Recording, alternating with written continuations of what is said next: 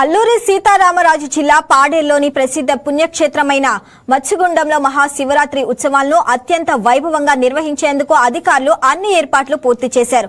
3 రోజుల పాటు ఈ శివరాత్రి వేడుకలు జరగనున్నాయని ఆలయ చైర్మన్ శాంతకుమారి తెలిపారు. దర్శనానికి వచ్చే భక్తులకు తాగునీరు, రవాణా, క్యూ లైన్ల వంటి మౌలిక సదుపాయాలను సిద్ధం చేసినట్లు తెలిపారు. ఈ వేడుకలకు భక్తులు పెద్ద సంఖ్యలో తరలివచ్చి శివయ్య ఆశీస్సులు పొందాలని అధికారులు కోరారు.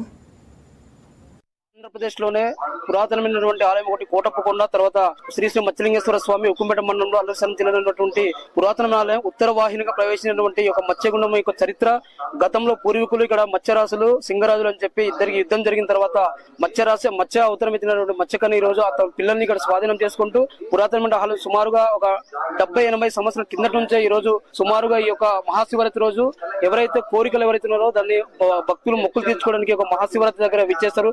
కేవలం తెలుగు రాష్ట్రాలు కాకుండా ఇటు ఛత్తీస్గఢ్, అటు ఒరిస్సా రాష్ట్రం నుంచి కూడా అనేక మంది భక్తులు విచ్చేసి ఒక శివరాత్రి మహోత్సవాలు ఈ యొక్క స్థానిక సర్పంచ్ గారు, అలాగే ఈ జిల్లాలో ఉన్నటువంటి సుమారుగా 18 డిపార్ట్మెంట్ అధికారులు, పోలీస్ శాఖ వారు దీనికి మోనిటరింగ్ అంట డీటీ సబ్ కలెక్టర్ గారు కూడా మోనిటరింగ్ చేస్తూ ఎటువంటి భక్తులకి అసౌకర్యం కలగకుండా అన్ని విషయాల పట్ల దగ్గరుండి పిఓ గారు, కలెక్టర్ గారు, అలాగే ఈ యొక్క సబ్ కలెక్టర్ గారు వాళ్ళ యొక్క అనుసంధానంలో కోఆర్డినేషన్ తో సర్పంచ్ గారికి ఆధ్వర్యంలో ఈ రోజు ఆలయ కమిటీ మరియు పెద్దలందరూ సమక్షంలో అన్ని ఏర్పాట్లు చేయడం జరిగింది. కాబట్టి ఈ రోజు రేపు ఎల్లుండి జరిగే ఈ యొక్క మహాశివరాత్రికి భక్తులు విచ్చేసి అందరూ స్వాగతం పలుకుతూ మంచిగా దర్శనం చేసుకెళ్లి ఆ శక్తి సామర్థ్యం ఇవ్వాలని చెప్పి శ్రీ శ్రీ మత్స్యలింగేశ్వర స్వామి వారిని కోరి ప్రార్థిస్తున్నారు.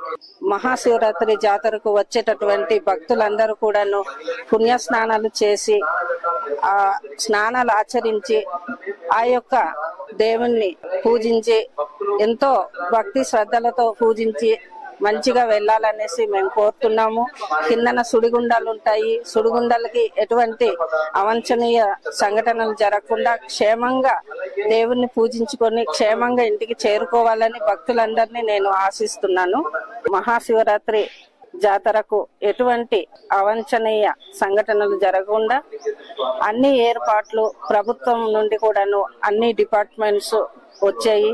ఆ డిపార్ట్మెంట్స్ సహాయంతో అన్ని రకాలుగా అన్ని ఏర్పాట్లు కూడా జరగటం జరిగింది. అతి పురాతనమైనటువంటి ఈ మత్స్యలింగేశ్వర స్వామి దేవాలయాన్ని ప్రతిష్టంగా తీసుకొని గవర్నమెంట్ అన్ని విధాలుగా సహకరిస్తున్నారు. అలాగే మా గ్రామస్తులు, ఆలయ కమిటీ అంతా కూడాను అన్ని రకాలుగా సహకరిస్తున్నారు. ఈ శివరాత్రికి వచ్చేటటువంటి భక్తులందరూ కూడాను స్వాగతం, సుస్వాగతం. ఆంధ్రప్రదేశ్ లోనే పురాతనమైనటువంటి ఆలయం ఒకటి కోటప్పకొండ, తర్వాత